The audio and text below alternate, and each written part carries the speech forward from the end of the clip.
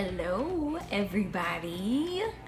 It's only been like almost a year since I've decided to put my face back on another video.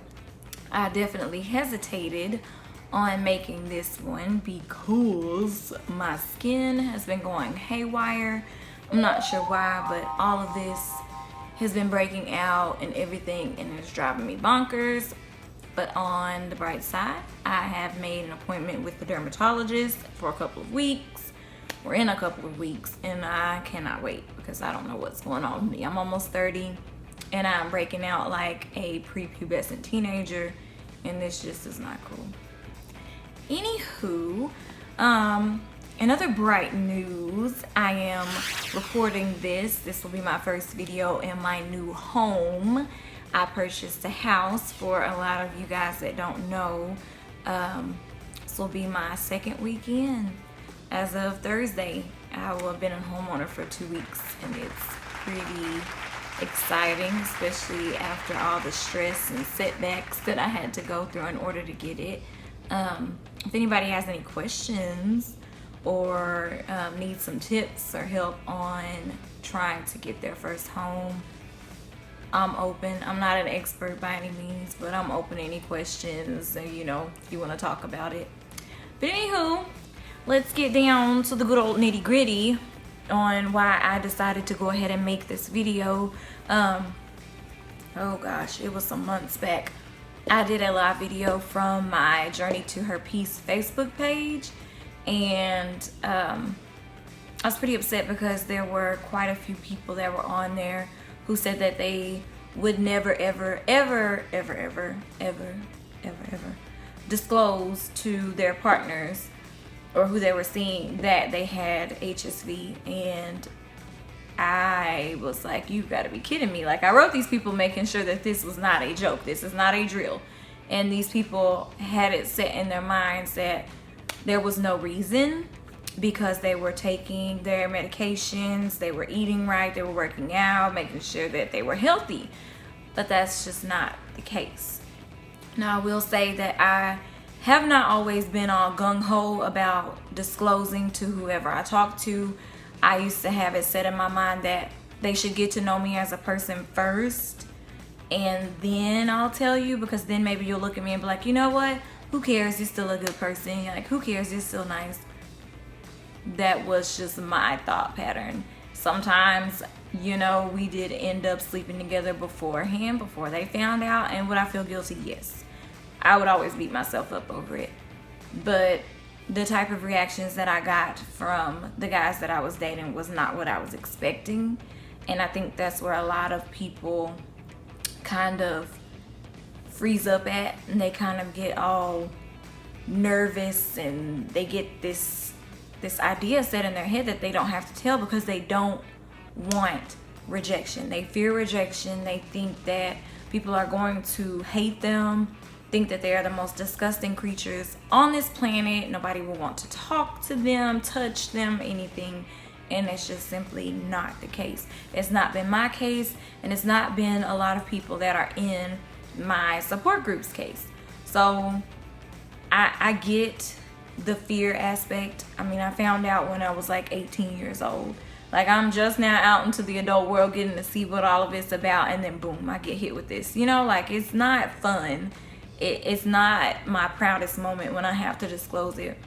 But now, seeing as to how I have the whole decal on my car, I've got a Facebook page, I've got cards, I can care less. But this is me, giving out information and tips to people who aren't ready to disclose and just kind of go all out there.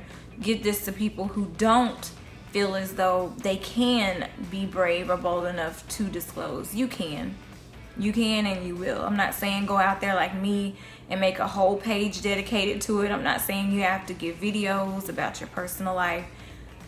It can be done, is all that I'm saying. And 9 times out of 10, you're gonna get a reaction like, okay. Oh, okay, what does that mean? Especially if the person is for you. There's an admin in my support group It's on supportgroups.com. Anybody can join. This isn't just for people with HSV. They have all kinds of things from eating disorders to anxiety to depression to narcissists, like anything you can think of. But that moderator in there always says that this virus helps to weed out those who are less worthy. And it does indeed. It helps you to weed out all of the people that are immature, all of the people who are not worthy and deserving of your time. And I mean, why would you want to be stuck with someone like that?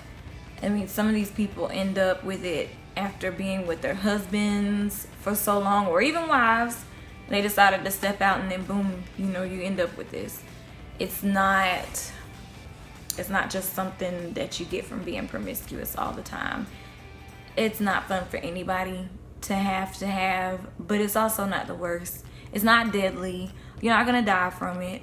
You know, it's not something you can get by looking at someone, by touching someone. It's not as bad as people think. And that's one of the main things that I'm out to do, is to try to help break down those stigma walls, those barriers that have got people so you know, I don't like the stigma. And I think that's why a lot of people are so afraid to tell. And those people that are afraid to tell are probably out here not practicing the best sex methods and practices. And this is what keeps the virus going. This is what helps to keep it spreading along to the next person and then the next person, all because they were too afraid of the rejection or what other people might think. Me being almost 30 years old, in 1 month, I have learned to stop giving a flying flickety fluke about what people think. I have finally decided to start living for me, to make myself happy and do what makes me happy, to do what I feel as though I should have done a long time ago, because I was so worried about what other people may think. What are people saying behind my back? You know, what do they think of me? I don't care. Because for one, I am a darned good mother to an almost 7-year-old child who I've taken care of primarily by myself, besides the fact that I have my family's help, you know, when it comes time for needing sitting care or whatever. I've done that. I have gotten a car in my name. A lot of people can't say that much, and I mean, to y'all it might be something small, but to me, I adore that.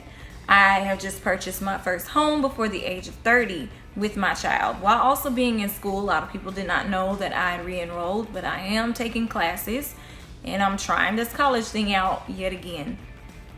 This does not have to stop you from being the great person that you are. It does not have to hinder you from accomplishing goals. It does not have to set you back from anything. It doesn't mean that you have to date somebody that has HSV also. You're not limited to just that person that's like you. That's not the case at all. If there's anything out of this video that you guys take away from, I want you to know that you are still the same great person that you were before. You're still the great, vibrant, funny, outgoing, active person that you were before you were diagnosed. And if people can't see that, then poo-poo on them. That's a personal problem. That's on them. No need to try to make the world happy with name brand and, you know, live above your means and do all of these other things because it's what society wants. Do what makes you happy. Take care of yourself.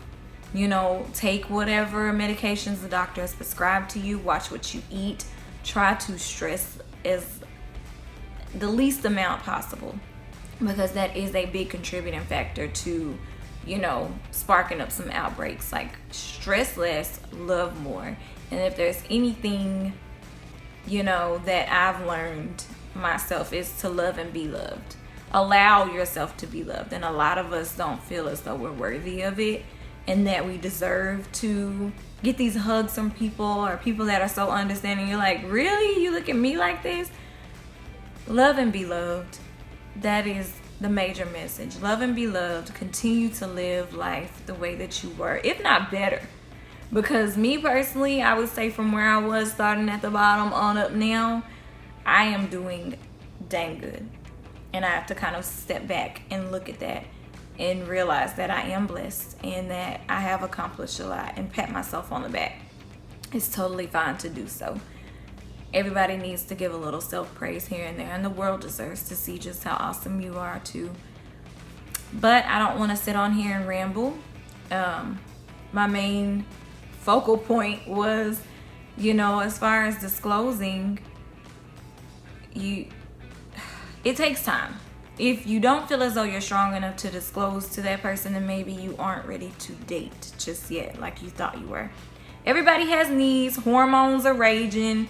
Yeah, you want some, but you also owe it to that person to let them know and give them that choice, because a lot of us weren't given that choice. So at least give that person the choice and give them something that you weren't given, and that's an option to say yes or no. And like I said, 9 times out of 10 they're gonna be fine. They're gonna be okay with it. It's not the end of the world. Just make sure that you're doing what you need to do and you're educating the person that you're with, and they know that they need to be taking precautions, aka wrapping it up. Just plain and simple. But yeah, that is pretty much all. The sun, thank God for my ring light that I purchased, is in and out on this video. So if you see a bit of shade difference here and there, that's why. I am done. I'm about to wrap this up. I have kiddos to go and pick up. But I hope you guys took a few points out of this short video, and I hope that I was able to encourage a few. Hopefully I will make more and I will look a lot more done up than I do now.